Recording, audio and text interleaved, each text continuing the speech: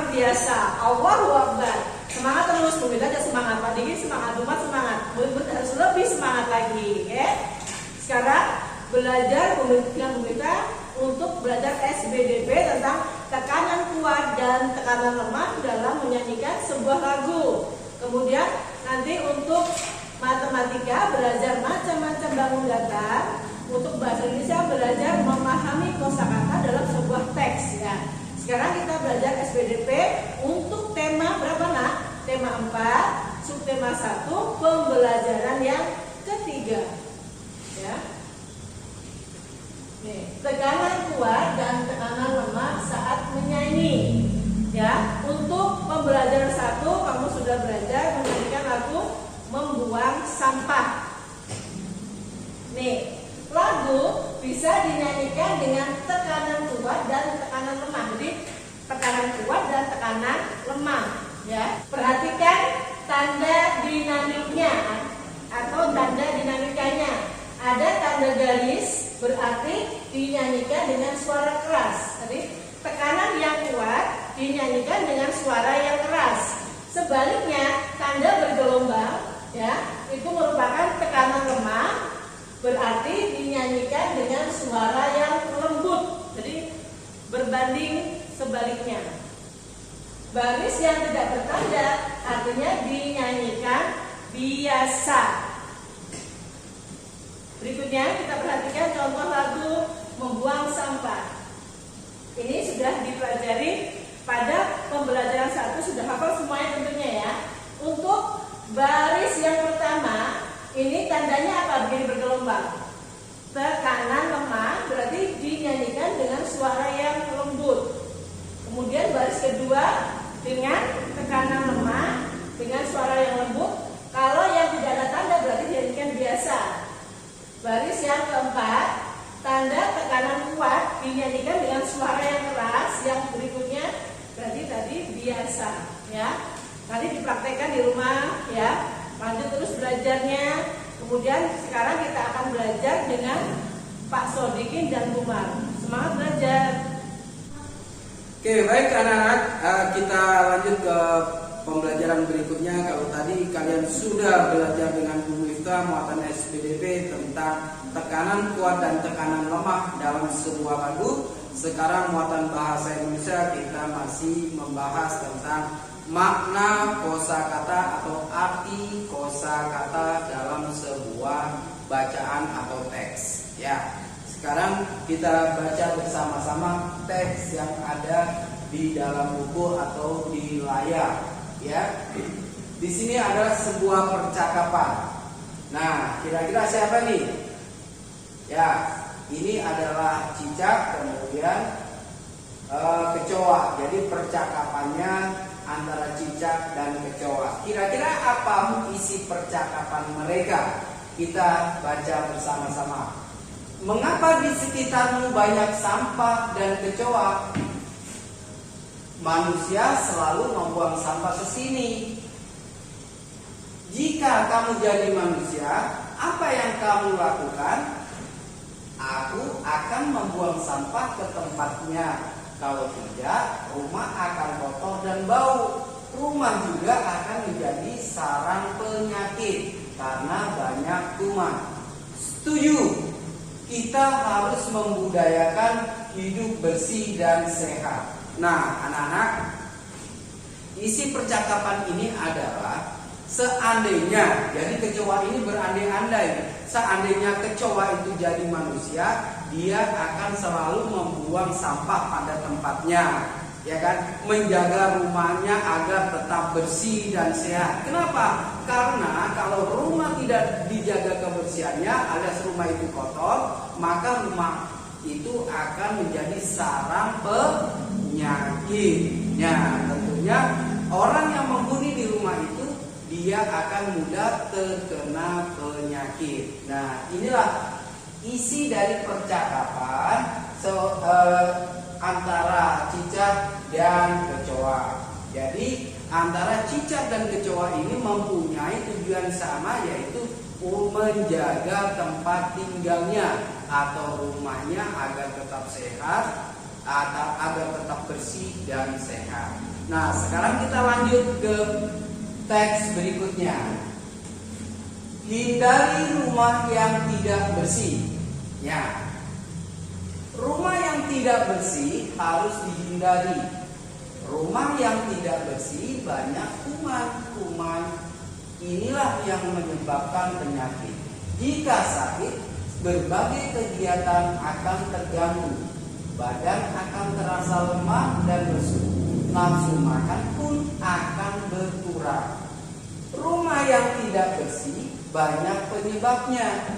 Bisa saja karena rumah jarang dibersihkan, sampah dibuang sembarangan dan tidak diolah. Sampah akan menumpuk dan menjadi bau. Tumpukan sampah inilah yang menjadi sarang penyakit. Nah, di bacaan ini menjelaskan tentang rumah yang kotor. Nah, rumah yang kotor itu kenapa sih? Ternyata rumah yang kotor itu dapat menyebabkan penyakit. Nah, kalau rumah yang kotor sudah banyak penyakit di rumah kita, maka kita akan mudah terserang penyakit. Kalau kita sudah terserang penyakit, maka segala sesuatu aktivitas dan kegiatan kita akan mulai terganggu. Kenapa? Karena badan kita sudah mulai lemah, ya kan? Nafsu makan kita sudah mulai berkurang.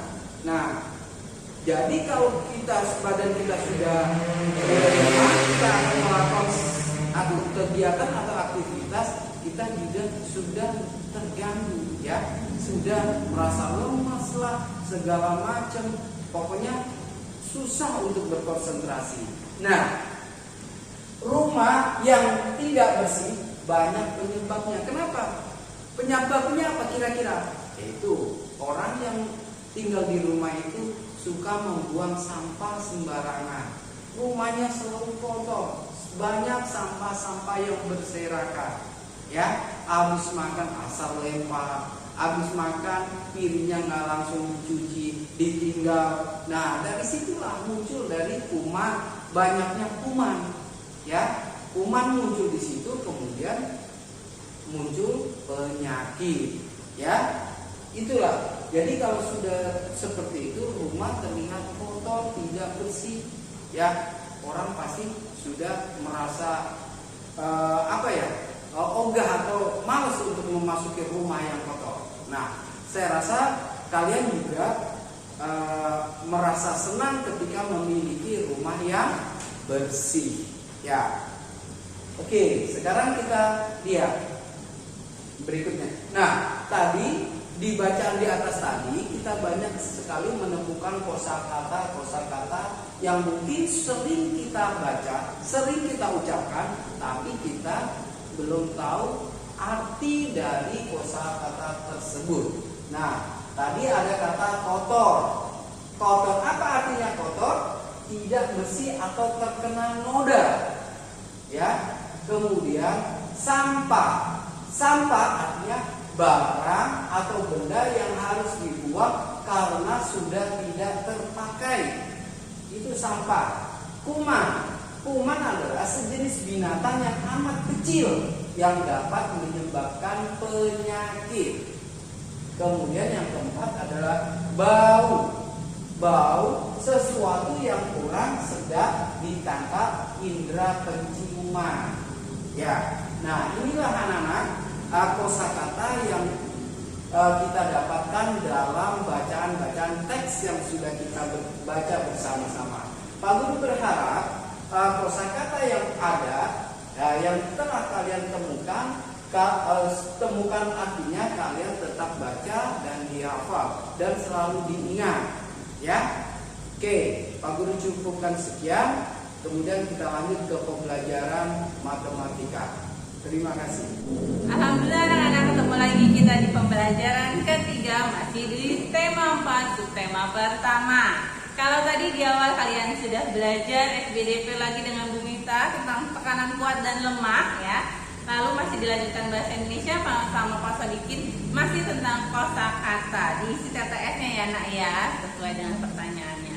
Nah sekarang di pembelajaran ketiga ini kita masih akan belajar tentang bangun datar. Kalau kemarin di awal kita sudah belajar tentang ruas garis pada bangun datar, maka hari ini Bu Guru akan mengajarkan beberapa macam bangun datar. Oke, nah sekarang yang pertama adalah yang akan Bu Guru tunjukkan ini adalah bangun datar persegi. Ya anak-anak, persegi. Oke, perhatikan. Persegi ini memiliki 4 buah sisi atau 4 buah ruas garis. Ya, kiri, kanan, atas, bawah ya. Lalu yang kedua ada persegi panjang. Oke, nah persegi panjang, kalian sudah paham ini persegi panjang ya. Persegi panjang itu sama dengan persegi, hanya bedanya kalau persegi tadi semua sisinya sama panjang, kalau persegi panjang hanya sisi yang berhadapannya saja. Oke, lalu ada lagi jejer genjang. Oke, nah jejer genjang ini sama memiliki 4 buah ruas garis. Oke, berikutnya setelah jejer genjang ada layang-layang. Nah, siapa yang suka main layang-layang ya? Nah, ini yang disebut layang-layang ya, Nak ya. Jadi ujung bawahnya dia lebih lancip dibandingkan yang ujung atasnya. Jadi lebih panjang yang bawahnya ya. Lalu ada lagi trapesium. Oke. Kalau trapesium ini namanya trapesium sama kaki. Kenapa disebut sama kaki? Karena kiri kanannya sama ya anak-anak ya. Kiri kanannya sama. Kayak tak rumah ya sayang. Lalu ada lagi ya ini lingkaran. Oke, pasti kalian tahu ya lingkaran. Nah, kalau yang tadi semuanya punya 4 ruas garis atau 4 sisi, untuk lingkaran dia hanya memiliki 1 buah sisi, yaitu sisi yang melengkung ya. Ini lingkaran melengkung ya anak-anak ya. Nah, lalu berikutnya ada segitiga. Namanya segitiga, berarti dia sisinya ada 3. Oke, sudah, ini segitiga. Segitiga juga ada bermacam-macam. Ada segitiga sama kaki, ada segitiga sama sisi, lalu ada segitiga sembarang ya. Lalu berikutnya ada lagi belah ketupat. Nah, kalau belah ketupat, kalau di persebaran kalian pasti suka lihat ketupat dibelah, nah bentuknya seperti ini, belah ketupat ya disebutnya. Oke, itu adalah beberapa bangun datar ya yang harus kita pelajari. Nah, tugas kalian hari ini adalah Bu Guru meminta kalian untuk membuat 10 gambar ya bangun datar tersebut yang tadi Bu sebutkan: persegi panjang, persegi, jajar genjang, belah ketupat, trapesium, lingkaran, segitiga. Boleh segitiganya 2, misalnya segitiga sama sisi sama kaki ya, atau trapesium siku-siku, trapesium sama kaki boleh ya. Yang jelas ada 10 gambar yang kalian buat dengan menggunakan origami ya. Nah, dengan origami, oke? Jadi nanti kalian gunting, misalkan, nanti ditempel di buku home learning kalian beri nama. Misalkan ini sudah kalian tempel nih di buku home learning, tulis di bawahnya persegi panjang. Nah, atau terus kalian buat lagi yang lebih kecil seperti ini. Nah, kalian tempel lagi, tulis di bawahnya persegi. Oke, lanjut lagi, kalian buat lagi, boleh warnanya beda-beda ya nak ya. Nah, ini segitiga sama kaki ya, oke, karena kakinya sama. Oke, boleh. Nanti buat lagi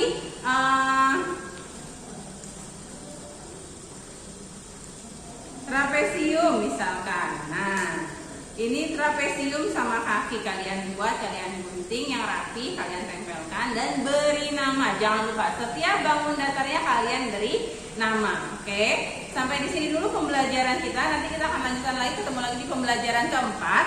Jangan lupa untuk selalu berdoa, jaga kesehatan, laksanakan 3M ya. Setelah itu jangan lupa, Bu Guru akan selalu mengingatkan ya, SD Pelita membuka pendaftaran untuk siswa-siswi baru tahun 2021-2022. Untuk itu, jika kalian punya adik atau punya saudara yang ingin masuk sekolah dasar, boleh kalian hubungi website di bawah ini ya. Pendaftarannya online, apa saja syaratnya nanti kalian bisa lihat. mamanya bisa lihat ya, untuk bisa bergabung bersama kalian di Sekolah SD Pelita. Sampai ketemu lagi di pembelajaran berikutnya. Assalamualaikum warahmatullahi wabarakatuh.